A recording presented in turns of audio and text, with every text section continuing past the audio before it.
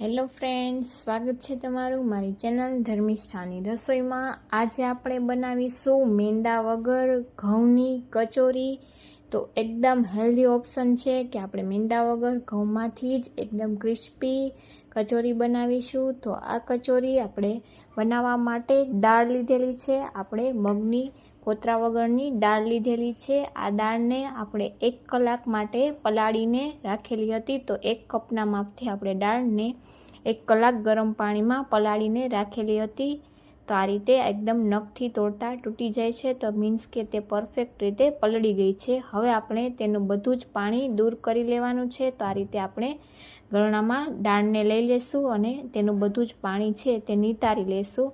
તો આ રીતે આપણે થોડી વાર રહેવા દેશી, તો પાણી છે તે એકદમ સરસ નીતરી જશે। ત્યાં સુધીમાં આપણે લોટ બાંધવા માટે ઘઉંનો લોટ લીધેલો છે, જે આપણે રેગ્યુલર રોટલી માટે વાપરીએ તે જ લોટ 2 કપ લીધેલો છે અને તેમાં આપણે અજમા ઉમેરી દઈશું। તો અડધી ચમચી જેટલા અજમાને હાથથી મસળીને ઉમેરી દઈશું। તો અજમાનો ટેસ્ટ છે તે ખૂબ જ સરસ લાગે છે, તો તે જરૂરથી ઉમેરવા। હવે મેઇન વસ્તુ છે ઘી, આપણે દેશી ઘી લીધેલું છે, ઘીનો ટેસ્ટ પણ એકદમ સરસ આવશે। તો તમે તેલનું પણ મોણ આપી શકો છો। તો આપણે 3 ચમચી જેટલું પહેલાં ઘી ઉમેરી દઈશું અને એકદમ સરસ મિક્સ કરી અને આ રીતે મોણ આપી દઈશું। જો જરૂર લાગે તો આપણે ફરીથી તેમાં ઘી ઉમેરીશું। તો આ રીતે એકદમ સરસ આપણે તેને મિક્સ કરશું, જેથી આપણો લોટ છે તે એકદમ સરસ ક્રમ્બલી થઈ જશે। તો તમે જોઈ શકો છો કે આ રીતે મુઠ્ઠી પડે છે, તેટલા માટે આપણે 3 ચમચી ઘી ઉમેરેલું હતું। ફરીથી મેં 1 ચમચી ઘી ઉમેરી અને આ રીતનું મોણ તૈયાર કરી લીધું છે આપીને। હવે આપણે તેમાં થોડું થોડું પાણી ઉમેરતા જઈશું અને લોટ બાંધી લેશું। તો આપણે એકસાથે પાણી નથી ઉમેરવાનું, આ રીતે થોડું થોડું પાણી ઉમેરતા જઈશું અને લોટ બાંધી લેશું। તો લોટ આપણે જે રેગ્યુલર રોટલીનો બાંધીએ છીએ તેટલો સોફ્ટ પણ નહીં અને જે પૂરીનો આપણે બાંધીએ છીએ તેવો કઠણ પણ નહીં, એ રીતનો મીડિયમ સોફ્ટ આપણે લોટ બાંધવાનો છે। જો એકદમ કઠણ લોટ હશે તો આપણે જ્યારે સ્ટફિંગ ભરીને આપણે તેને પેક કરશું તો તે ખુલી જશે। તો એકદમ આપણે કઠણ લોટ નથી બાંધવાનો, આ રીતનો મીડિયમ સોફ્ટ લોટ બાંધવાનો છે, જેના માટે આપણે 1 કપ અને 3 ચમચી જેટલા પાણીની જરૂર પડેલી છે। તો આપણે તેટલા પાણીમાં એકદમ સરસ આપણો પરફેક્ટ લોટ બંધાઈ ગયો છે। હવે તેને 10 મિનિટ જેવો આપણે ઢાંકીને રેસ્ટ થવા દેશી। ત્યાં સુધીમાં આપણે સ્પેશિયલ મસાલો બનાવી લઈશું કચોરી માટે, જેના માટે આપણે 1 ચમચી જેટલું જીરું લીધેલું છે। ત્યારબાદ આપણે કાળા મરીનો પાવડર, તે પણ આપણે પાવડર કરવા માટે 1 ચમચી લીધેલા છે કાળા મરી, અને આપણે સૂકા લાલ મરચાં, તે પણ 6 થી 7 નંગ ઝીણી મરચી લીધેલી છે અને 1 ચમચી જેટલી આપણે લીલી વરિયાળી લીધેલી છે। વરિયાળીનો ટેસ્ટ પણ ખૂબ જ સરસ લાગશે અને 1 ચમચી જેટલા આપણે ધાણા લીધેલા છે। તો આ બધી જ વસ્તુને આપણે અધકચરું પીસી લેવાનું છે, આપણે એકદમ ફાઇન પાવડર તેનો નથી બનાવવાનો, આપણે આ રીતનું અધકચરું જ પીસીને તૈયાર કરવાનું છે, જેથી તેની ફ્લેવર છે તે કચોરીના મસાલામાં એકદમ સરસ આવશે। તો તેને આપણે સાઈડમાં લઈ લઈએ। તો ત્યાં સુધીમાં આપણી દાળમાંથી પણ એકદમ સરસ પાણી નીતરી ગયું છે, તો તેને પણ આપણે મિક્સર જારમાં ઉમેરી દઈશું અને તેને પણ આપણે અધકચરું જ પીસવાનું છે, એકદમ આપણે વધારે પડતું પીસવાનું નથી, એકદમ બેટર વધારે પડતું નથી પતલું કરવાનું, આ જ રીતનું આપણે દરદરું જ પીસવાનું છે। તમે જોઈ શકો છો આ રીતનું આપણે પીસીને તૈયાર કરી લીધેલું છે। હવે આપણે તેને પણ સાઈડમાં રાખી દઈશું અને આપણે વઘાર માટે તેલ ઉમેરી દઈશું। તો તેલ છે આપણે 4 મોટા પાવરાના માપથી ઉમેરી દઈશું, કારણ કે આપણે જે આ મસાલો તૈયાર કરીએ છીએ તે આપણે સ્ટોર કરવાના છીએ, જેથી આપણે તેલનું પ્રમાણ વધુ જ ઉમેરીશું। તો હવે આપણે જે મસાલો તૈયાર કરેલો છે, આ ડ્રાય મસાલો, તે ઉમેરી દઈશું અને સ્લો ગેસની ફ્લેમ પર જ આપણે તેને મિક્સ કરીશું। આ રીતે ચલાવી અને સાતડીશું, જેથી કરીને મસાલો છે તે બળી ન જાય। તો આ રીતે સતત ચલાવતા રહી અને સ્લો ગેસની ફ્લેમ પર આપણે 2 થી 3 મિનિટ સાતડી લેશું, જેથી એકદમ સરસ મસાલાની સુગંધ આવવા લાગશે। ત્યારે આપણે તેમાં હિંગ ઉમેરી દઈશું ચપટી જેટલી, તેને પણ એકદમ સરસ મિક્સ કરી લેશું। તો હવે આપણી મેઇન વસ્તુ આવે છે તે છે બેસન। તો આપણે તેમાં 3 ચમચી જેટલો બેસન ઉમેરીશું। આપણે જે હલવાઈની કચોરી ખાઈએ છીએ તેમાં આ જ વસ્તુ મેઇન ઉમેરવામાં આવે છે, જેથી એકદમ તે ક્રિસ્પી બનીને તૈયાર થાય છે. તો આપણે તેમાં બેસન ઉમેરી અને તેને પણ આપણે કાચો ટેસ્ટ દૂર થાય ત્યાં સુધી આ રીતે સતત ચલાવતા રહેવાનું છે, જેથી કરીને તે બળી પણ ન જાય અને એકદમ સરસ તેલ સાથે મિક્સ પણ થઈ જાય. તો આ રીતે સતત આપણે 2 થી 3 મિનિટ તેને ચલાવી લેશું. તો તમે જોઈ શકો છો કે આપણું બેસન પણ સરસ એકદમ થઈ ગયું છે. હવે આપણે તેમાં જે દાળ પીસીને રાખેલી હતી તે ઉમેરી દઈશું અને તેને પણ એકદમ સરસ મિક્સ કરી લેશું આ રીતે. તો આ કચોરી છે તે ખાવામાં ખૂબ જ ટેસ્ટી લાગે છે. તો એકવાર આ રેસીપીથી મેંદા વગર ઘઉંના લોટની કચોરી જરૂરથી બનાવીને ટ્રાય કરજો. અને આ પરફેક્ટ તમે ટિપ્સથી બનાવશો તો તમારી કચોરી પણ એકદમ સરસ ફૂલીને તૈયાર થશે અને એકદમ ક્રિસ્પી બનીને તૈયાર થશે. તો આ રીતે તમે જોઈ શકો છો કે હવે તેલનું પ્રમાણ જરાય રહ્યું નથી, એકદમ સરસ બધી જ વસ્તુ મિક્સ થઈ ગઈ છે. તો આ જ રીતનું આપણે સ્ટફિંગ તૈયાર કરવાનું છે.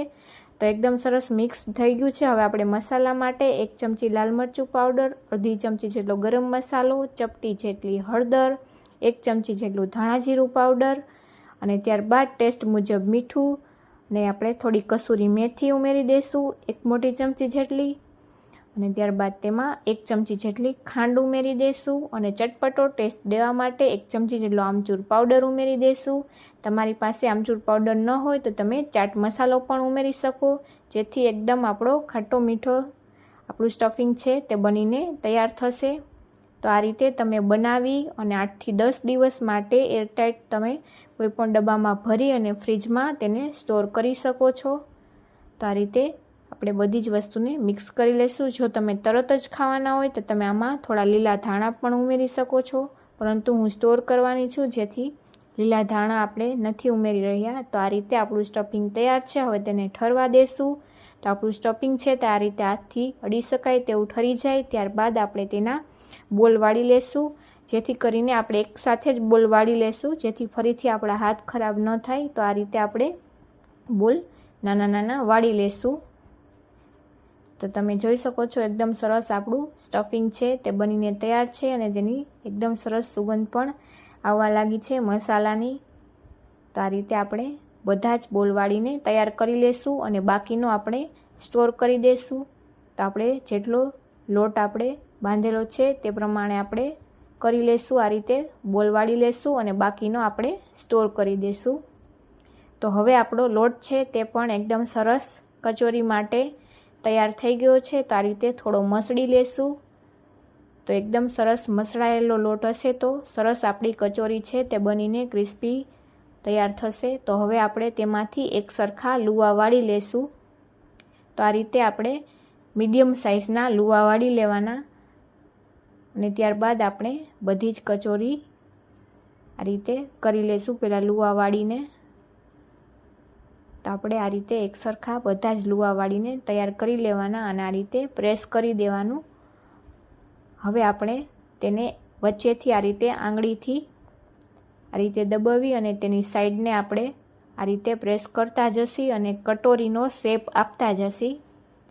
તો આપણે તેની કિનારી છે તે એકદમ પાતળી રાખવાની છે અને જે વચ્ચેનો ભાગ છે તે થોડો જાડો રાખવાનો છે, જેથી કરીને આપણી કચોરી છે તે એકદમ સરસ ફૂલીને તૈયાર થાય. તો આ રીતે તેની કિનારીને આપણે પતલું કરતું જવાનું છે અને હવે આપણે તેમાં જે તૈયાર કરેલું સ્ટફિંગ છે તે ઉમેરી દેશી અને આ રીતે તેની કિનારીને ઉપર કરતા જશી અને આપણે તેને એકદમ સરસ પેક કરવાની છે.